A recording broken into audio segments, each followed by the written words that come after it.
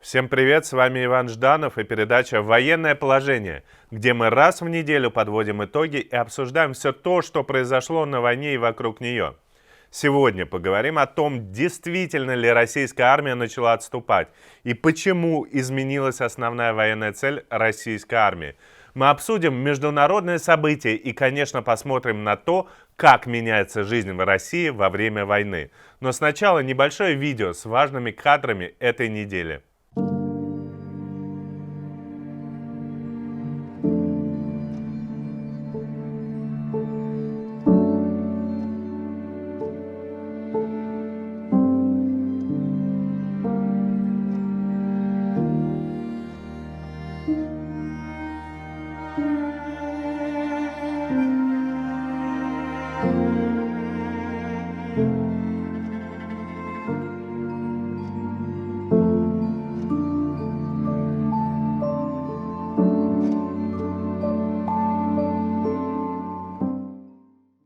Вот такие кадры войны. Ну а мы переходим к военным действиям. И с этой точки зрения неделя была успешной для украинских войск. Сразу по 4 направлениям ВСУ перешли в контратаку на западные и восточные окраинах Киева, в районе Сум и Харькова, а также на правом берегу Каховского водохранилища. Прошлое воскресенье мы рассказывали, что под Киевом идут тяжелые бои. Давайте посмотрим на этот район поподробнее. Напомню, что российская армия пришла отсюда и сразу же, практически в первые дни войны, заняла Гостомель, аэропорт, Буча и Ирпень. И вот на этой неделе картина радикально изменилась. Дело в том, что украинские войска отбили Ирпень тяжелыми боями и отбили вот такой населенный пункт Макаров и Вышеградск. И уже потом заняли Бородянку. И вот посмотрите, что могло произойти. Вот отсюда украинская армия могла просто окружить российские войска, которые остались в Гостомеле и Буче. Именно поэтому российские войска уже самостоятельно покинули эти два населенных пункта и начали уходить отсюда. И в дальнейшем украинские войска заняли также Иванков. И здесь уже выше практически граница Беларуси. Давайте посмотрим еще на другую карту чуть-чуть подробнее. Вот смотрите, здесь уже Чернобыльский радиационный заповедник. Вот отсюда уже российские войска самостоятельно ушли. И, как сообщалось на этой неделе, уже передали контроль над Чернобыльской атомной электростанцией под украинским специалистам, которые там, собственно, находились под оккупацией и которые уже дают интервью, как все это происходило. Если захотите, почитайте на «Медузе».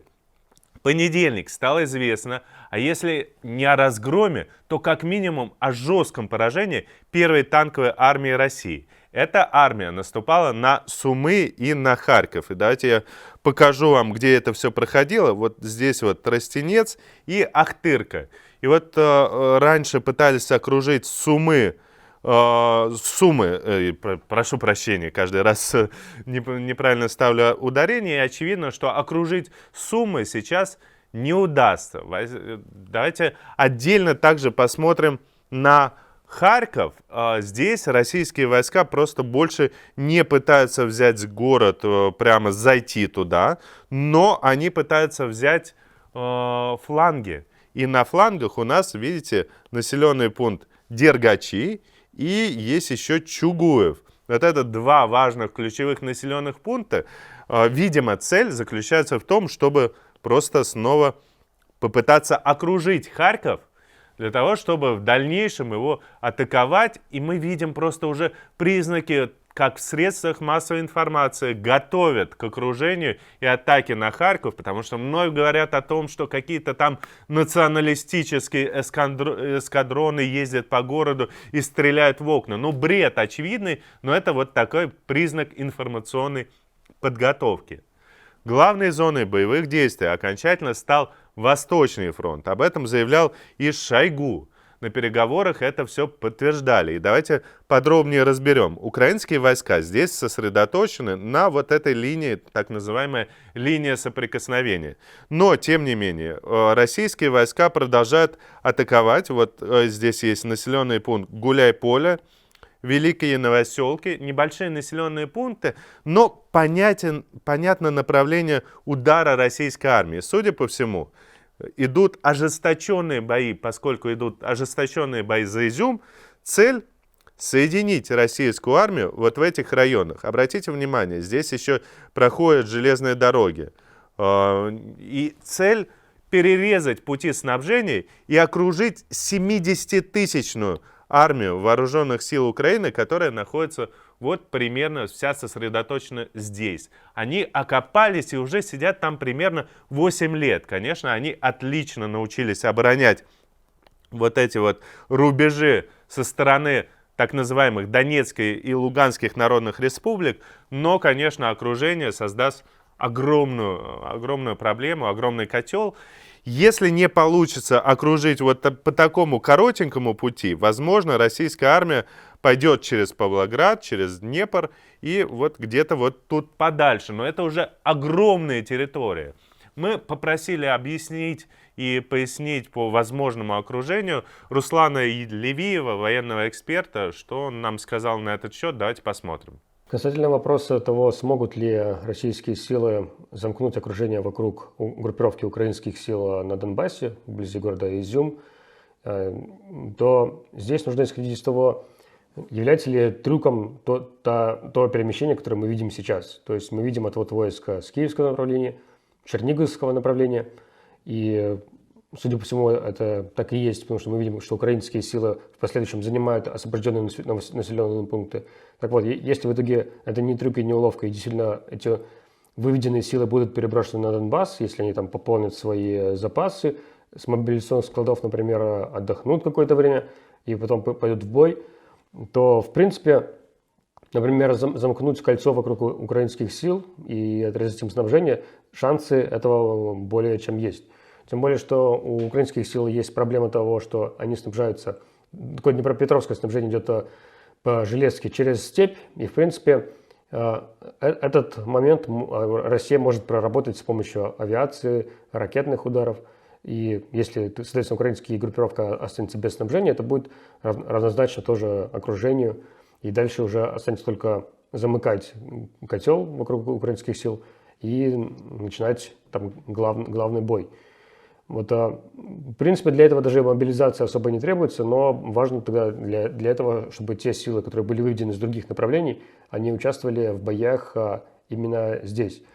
Ну и остается у нас Южный фронт. В районе Николаева украинские войска смогли освободить сразу несколько населенных пунктов. Я так понимаю, что это вот этот вот район. И понятно, что еще Херсон остается под действием российской армии, под оккупацией российской армии, но и они там пытаются создать снова вот эту Херсонскую народную республику, но понятно, что на Кривой Рог уже вряд ли пойдет российская армия, у них сил нету здесь идти на Кривой Рог, ну, видимо, такой цели сейчас не стоит, и теперь прямой угрозы также Николаеву, Одессе, прямой угрозы атаки нет на этом направлении.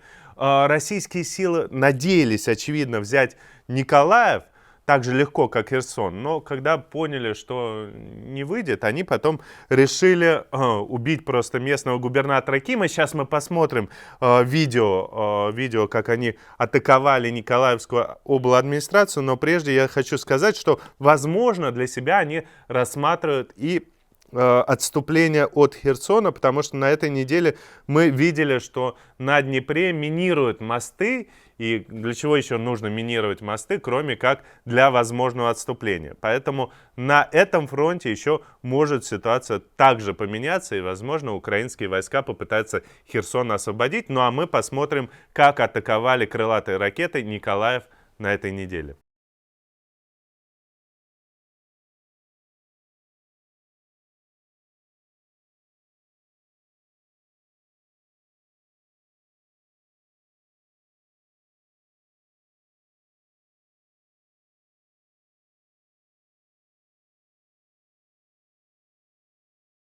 Крылатая ракета попала буквально в кабинет главы администрации Кима, но по счастливой случайности самого главы Николаевской области там не было, он проспал.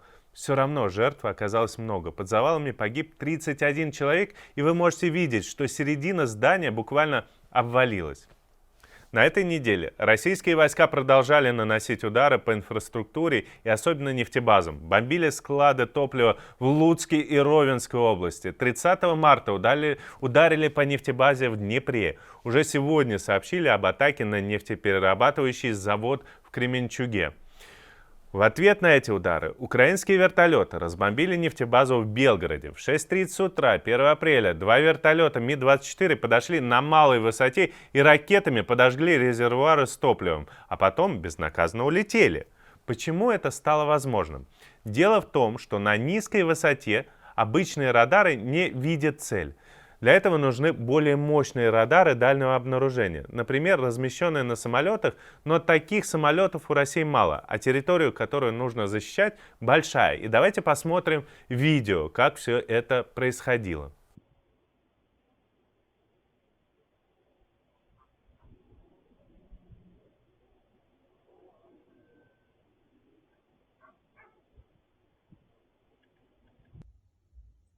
Ух ты! Бедные собаки все убежали. Один отстрелялся, потом второй. О, там их сколько. Вот второй полетит. Ну, прям действительно, бедные собаки все убежали. К тому же местные ПВО могли принять эти вертолеты прям за свои, ведь Россия и Украина используют одинаковые Ми-24. И на границе в районе Белгорода российские вертолеты летают просто регулярно. Несмотря на то, что украинцы прямо не заявляют, что это сделали они, сомнений, честно говоря, меньше. Конечно, есть версия о том, что все это диверсия России. Но, наверное, для диверсии все-таки выбрали бы менее значительный объект. А так пострадали большие запасы топлива, которые реально нужны для будущего наступления российских войск, потому что основная проблема вот этих танков в том, что они просто останавливаются, кончается соляра, потребляют они огромное количество. Еще раз скажу, что вероятнее всего это сделали украинцы, но не нужно исключать версию, что это провокация России, и мы через какое-то время будем отдельно разбираться. Отдельно расскажу про Мариуполь. Здесь всю неделю стягивалось кольцо вокруг позиции ВСУ. Их постепенно выдавливали все дальше. К выходным осталось 2 котла, в одном из которых находится огромный завод «Азовсталь». Его превратили в настоящую крепость. Именно оттуда в пятницу пытались эвакуировать бойцов Азова, судя по всему раненых, но 2 вертолета были сбиты. 2 других то ли смогли уйти, то ли вернулись обратно. Точной информации у нас до сих пор нет. А словам прокремлевских СМИ мы доверять, конечно же, просто не можем. На этой неделе в Мариуполь приезжал и Рамзан Кадыров. Причем в этот раз, судя по всему, реально приехал. Он посетил военный штаб и даже пообнимался с генералом Мордвичем, которого ранее считали убитым. Когда у нас хотим быть? Мы выйдем на территорию, блокируем окончательно завод «Азовсталь» через 2 дня. И нам дня 3-4 нужно будет провести зачистку вот этих территорий. В общем, установка, да, нормально. Что от нас нужно? У нас есть все возможности. И Кадыров посетил также раненого Руслана Геремеева в госпитале.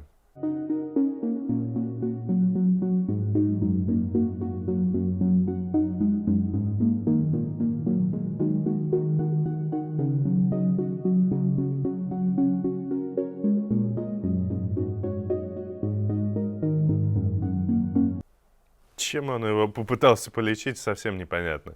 Это тот самый Геремеев, который организовал убийство Бориса Немцова, которого никак не могли найти следователи, ведь Геремеев не открыл просто им дверь. И уж, честно говоря, очень хочется, чтобы Геремеев вылечился. Почему? Потому что, во-первых, смерти никому желать не хочется, даже таким злодеям, хотя вот Геремеев натуральный злодей, а хочется, чтобы он обязательно предстал перед честным судом и предстал перед теми, перед людьми, перед которыми он должен отвечать, чтобы дочка Немцова, Жанна Немцова, выступила в суде и прямо в лицо этой сволочи сказала все, что она думает. И сволочь сидела потом пожизненно. Не могу не рассказать о еще одной стороне войны. Ранее мы обсуждали, что когда военные действия затягиваются, насилию все больше подвергается гражданские лица. И вот уже появляется свидетельство мародерства. Этот, например, погибший солдат просто наворовал золотых украшений, явно женских украшений, какие-то доллары, последние сбережения явно просто украинских жителей. А вот в этом БТРе российские солдаты везли детские игрушки и сковородку. Давайте покажем БТР. Украденные в магазинах. Сейчас будет видео. Везли додому дітям іграшки. Мабуть, в Росії мало платять. От. Ну, розмародерили магазини місцеві. Велосипеды. Це нова Басань. Велосипеди, удочки. Ми зараз вам покажемо. Хід. Сковородка, тефаль. У них таких, мабуть, уже не. И вот такие видео лучше всего показывают жизнь простых вот этих солдат. Они просто бедные. И если солдат пытается урвать что-то себе, то значит он не может себе этого позволить. И если золото это хоть какая-то ценность, то пластиковая игрушка, но есть цена 1000 рублей. Это говорит о том, что они еще и не имеют никакой чести солдатской, никакой офицерской чести. Они не понимают, зачем они пришли, и видят хоть какую-то ценность, пытаются ее урвать себе. Есть устные свидетельства и об изнасилованиях. Война стирает все границы морали и человечности, и многие радуются этой бесчеловечности, сидя дома на диванах, смотря пропагандистские каналы, ничем не отличаясь от опьяненных каких-то животных просто. Трагедии происходят часто и лично с ними, у них часто сыновей там убивают. Но человечность настолько их покинула, что нужны какие-то просто другие потрясения, я не знаю какие, чтобы они осознали, что происходит. И уж потом медленно, чуть-чуть отрезлять этих людей, возвращать их к нормальной мирной жизни. За прошедшие 7 дней ни российская, ни украинская сторона не заявляли о своих потерях. Но учитывая, что всю неделю во многих местах шли суровые бои, потери у обеих сторон должны быть сильно большие. Украинцы заявляют о более чем 17 тысячах убитых российских солдат. Российская Минобороны сообщает примерно те же цифры, но уже о жертвах среди украинских солдат. По оценкам Центра стратегических и международных исследований, российская армия могла потерять убитыми и ранеными до четверти от своей группировки войск, а это 37-50 тысяч человек. Кроме погибших и раненых, обе стороны несут потери пленными. Официально украинская сторона говорит об около 600 пленных. Неофициально речь идет о 1000 человек и более. К сожалению, мы ничего не знаем об украинцах в российских плену. Но за время войны несколько раз проводился обмен военнопленными. Так, на 9 солдат-срочников был выменен мэр Мелитополя.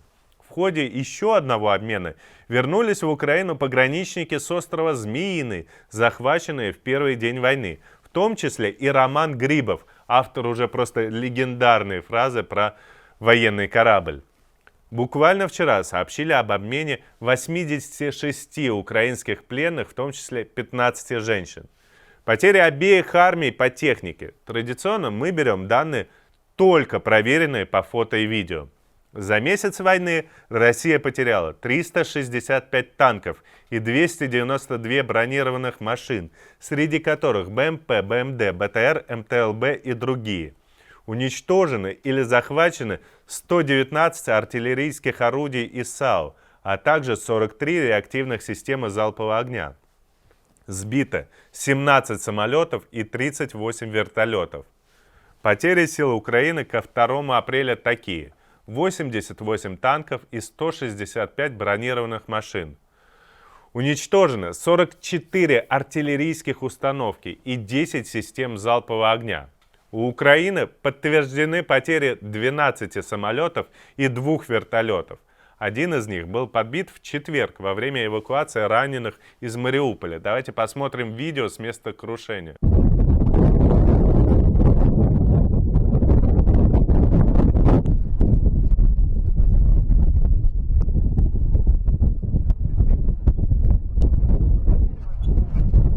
Ну и общие потери техники составили 2202 единицы против 657. Российская армия по-прежнему теряет в 3 раза больше техники, чем украинская. Потери надо как-то восполнять. Именно поэтому замечены перемещения новых войск из глубины России и даже из Южной Осетии. Кстати, по заявлению бывшего президента Южной Осетии Эдуарда Кокойты, не все осетины согласны воевать в Украине, и часть из них затем вернулась домой. Украинская разведка сообщает о 300 таких солдатах. Россия продолжает обстреливать украинские города с самолетами, ракетами и артиллерией. Харьков, Чернигов и Мариуполь бомбят просто ежедневно. Посмотрите на это фото, на эти фото. Украинские памятники укрывают мешками. Ну вот буквально как в Великую Отечественную войну. И зачастую прилетает в жилые дома. Все это приводит к необоснованным потерям среди мирных граждан, значительным потерям. По данным ООН, за первые месяцы войны погибли не менее 1276 человек, из которых 115 – это дети. Были ранены 1981 человек, в том числе 160 детей. Он отдельно отмечает, что основные потери происходят именно от обстрелов и авиаударов.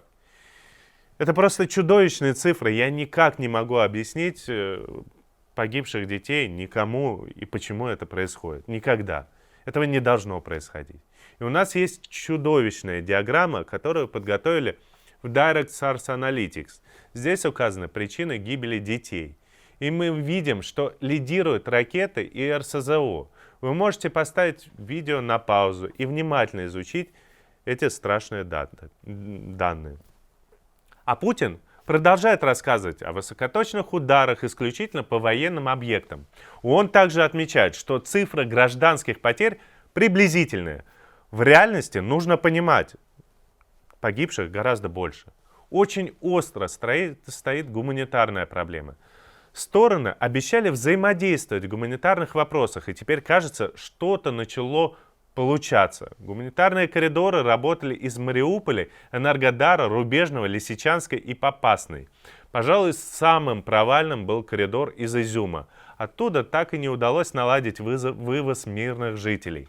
Из Мариуполя, по словам вице-премьера Ирины Верещук, за все время удалось вывести около 75 тысяч человек. Еще около 100 тысяч нуждаются в немедленной эвакуации.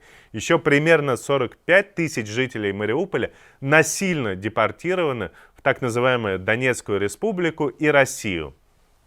Из-за войны Украину были вынуждены покинуть более 4 миллионов человек. Более 2 миллионов и 300 тысяч, по данным ООН, пересекли границу с Польшей.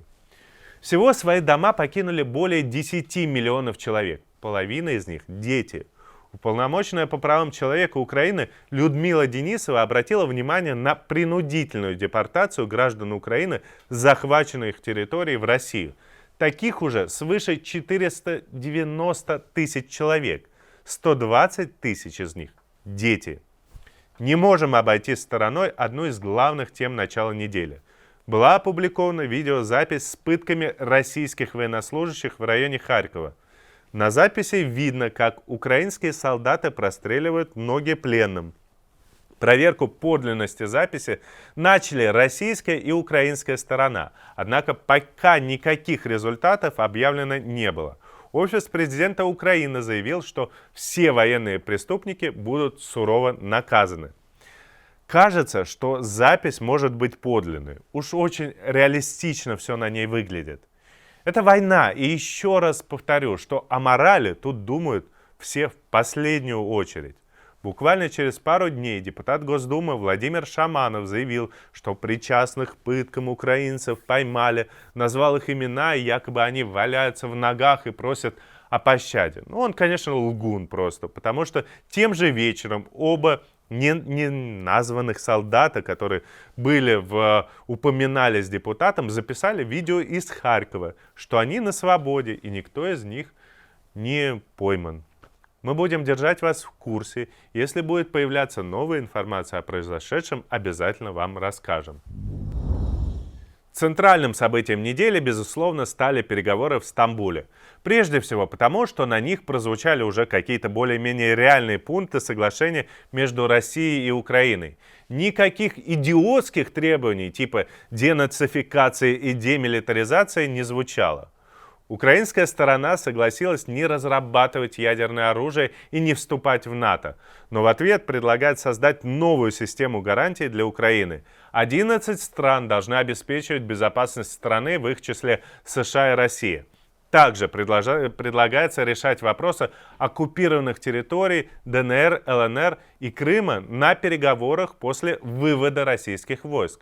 Когда переговоры завершились, члены российской делегации Мединский и представитель Минобороны Фомин сказали, что есть прогресс, и даже заявили о сокращении военной активности в районе Киева.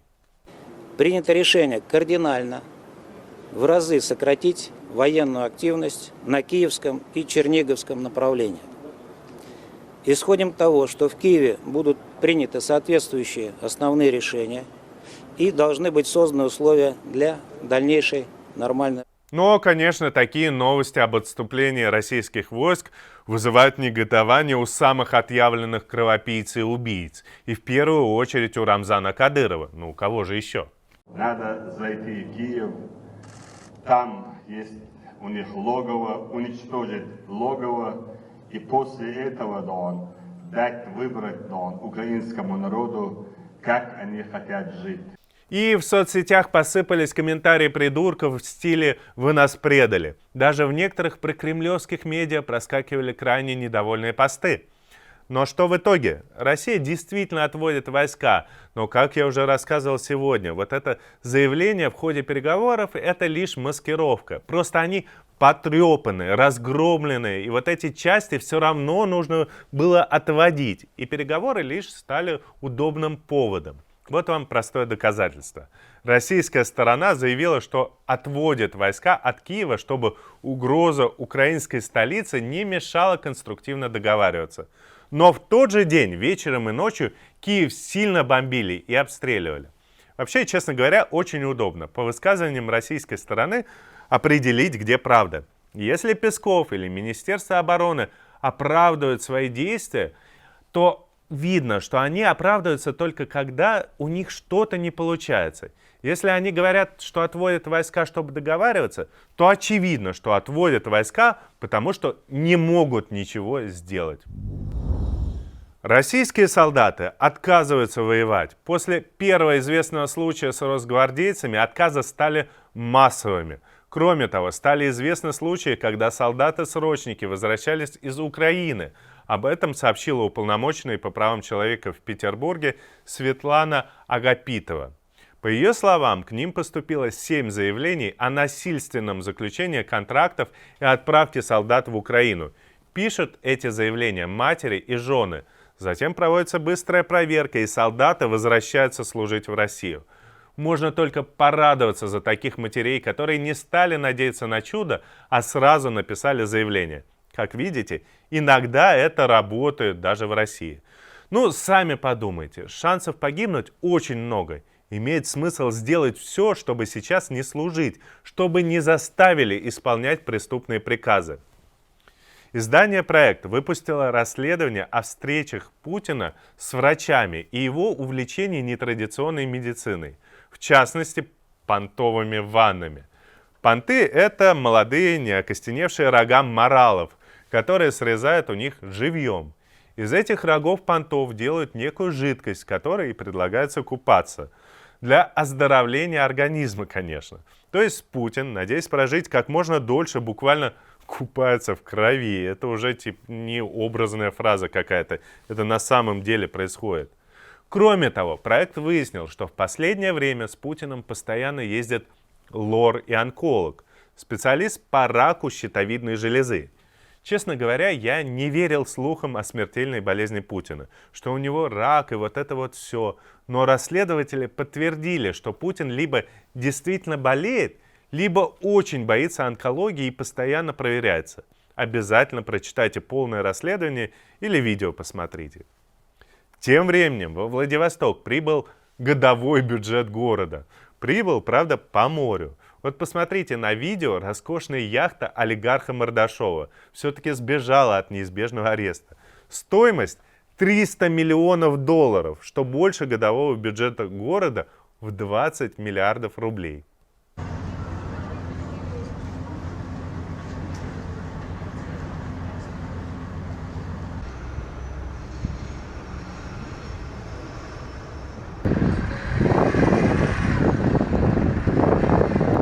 Ну, наверное, Мордашов будет теперь на ней жить во Владивостоке, ну или откроет апарт-отель по совету Ротенберга. Тем временем АвтоВАЗ будет производить упрощенные версии автомобилей без импортной электроники. И речь идет не о современных дополнительных функциях, а о системе АБС. То, что в Европе уже просто без чего не выпускают машины. Эта простая система ежегодно предотвращает миллионы аварий и спасает десятки тысяч жизней. С 2004 года, как уже сказал, она обязана устанавливаться на каждый новый автомобиль в Евросоюзе. Пока такие версии будут у модели Нива. Однако, чем дольше будут действовать санкции, тем на большее количество моделей это может распространиться. Понятно, что безопасность граждан ничего не стоит для российских властей.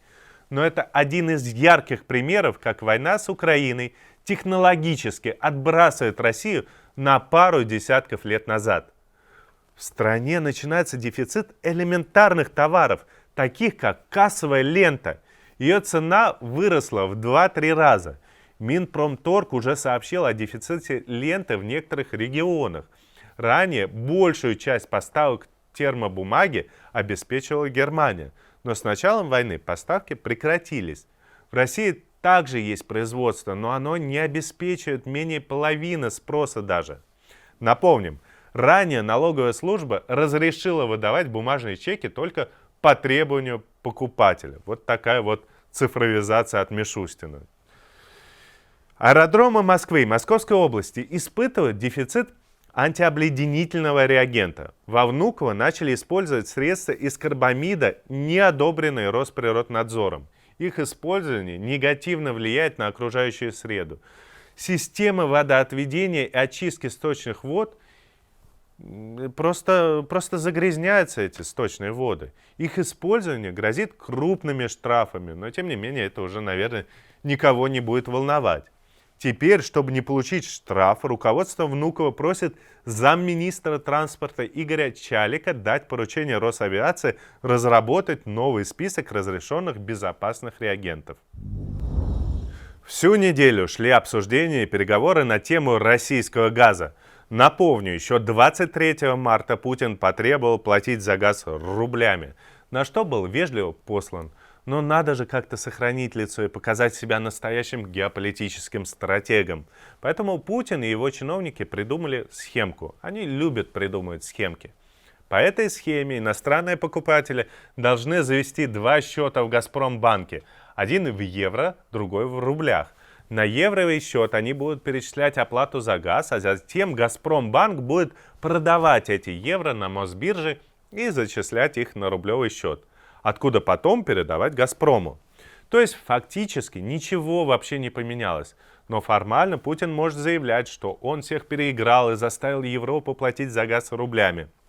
Повлияет ли это на курс нашей валюты при таком схематозе? Экономисты пока не отвечают однозначно. Все-таки курс сильно зависит от других факторов, например, инфляции, иностранных инвестиций в экономику, от стабильности производства. А с этим у Путина есть явные проблемы. И при этом я думаю, что часть схематоза заключается в том, чтобы избавить Газпромбанк от санкций, чтобы дружки Путина туда клали свои деньги. Я не очень верю, что это поможет на самом деле. А вот в порту Роттердама заблокированы тысячи контейнеров, связанных с Россией. Об этом рассказал руководитель Аллард Кастейн. Все из-за санкций со стороны Евросоюза. На прошлой неделе я рассказывал, что в России отказались работать компания Маэрск, один из лидеров морских грузоперевозок. А помните, как после отказа всех авиапроизводителей наши чиновники заявляли о переходе на отечественную авиацию, чтобы они летали только на Суперджете 100. Но ведь двигатели для этих суперджетов производит французская компания PowerJet. По сообщению Интерфакса, эта фирма отказалась обслуживать и ремонтировать двигатели. Так что даже суперджета в ближайшее время не предвидится. Великобритания ввела санкции против пропагандиста Брилева. Честно сказать, ну наконец-то. Но этого мало. Во-первых, нужны санкции против его семьи, чтобы никто из них не мог пользоваться квартирой вот в этом симпатичном лондонском доме. А еще мы будем добиваться лишения Брилева британского паспорта. Владимир Зеленский дал интервью российским журналистам. В частности, он рассказал, что Россия не забирает трупы своих солдат и даже не пытается договориться, чтобы это сделать. Они не хотят показывать, что с трупами. И я не совсем понимаю, как они их... Там есть специальный процесс, как эти люди... Мы хотим их передать, мы хотим отдавать. Мы не хотим держать трупы, вы же это прекрасно понимаете. Мы хотим, чтобы они уехали. Вот. Они сначала отказывались, потом там еще что-то. Потом какие-то мешки нам предлагали, еще. Слушайте, смотрите, это все выглядит, я даже не знаю. Знаете, у нас у всех, наверное, что-то в жизни было, когда уходили люди, даже не близкие люди, не родные, даже когда, слушайте, даже когда собака или кошка умирает, так не поступают. То есть это в общем, это мусорные пакеты.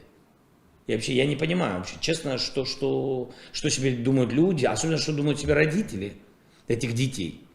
Я не понимаю.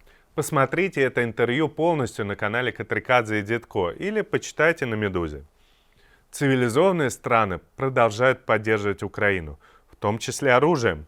Австралия отправит украинцам бронемашины «Бушмастер», вот такие, как на фото. Пока точно неизвестно, сколько именно. Великобритания передала ВСУ 84 тысячи шлемов. Кажется мелочь, но на самом деле такие важные вещи на войне имеют принципиальное значение. В Украине идет массовая мобилизация, и отряды теробороны нуждаются в самых простых и элементарных вещах из экипировки. Шлемах, брониках, даже форма им не так нужна, как шлемы или бронезащита. Германия на днях разрешила Украине покупать оружие на своих военных заводах. Кроме того, немцы собираются отправить в Украину 58 старых БМП-1, советских, которые поставлялись в ГДР. Это, конечно, мелочь, да и техника сильно устаревшая, но лучше, чем ничего. Благодаря иностранной помощи можно говорить о том, что войну на истощение выиграет именно Украина. Пока Россия не может полноценно снабжать свою армию всем необходимым, украинским вооруженным силам помогает весь мир. Хотя, наверное, еще и недостаточно. Запад стремится отделаться минимальным участием, отдать минимальную цену, старую технику. Но если Путин не будет побежден, то нет никаких сомнений, что Западу самому придется участвовать в этой войне. То, о чем мы говорили уже пару недель, происходит. Российская армия радикально меняет тактику и подход к этой войне. Оказавшись в некоем ступоре, сковав собственные силы на разных фронтах, российские части не могли больше двигаться вперед. Но и завершать войну Путин не хочет. Поэтому теперь солдаты и техника перебрасываются в район одного, Восточного фронта, чтобы попытаться там, нанести какой-то решающий удар. Под Киевом, в районе Чернигова и под Сумами российская армия понесла серьезные потери. Много неисправной техники приходится бросать при отступлении, а значит, быстро собрать все силы в кулак у Кремля не выйдет. А 1 апреля начался новый призыв, но объявлять всеобщую мобилизацию Путин пока не хочет. Военная техника на складах чаще всего неисправная, быстро пополнить потери танков и БМП тоже уж точно не выйдет. Однако Украину все равно ждет трудный этап войны.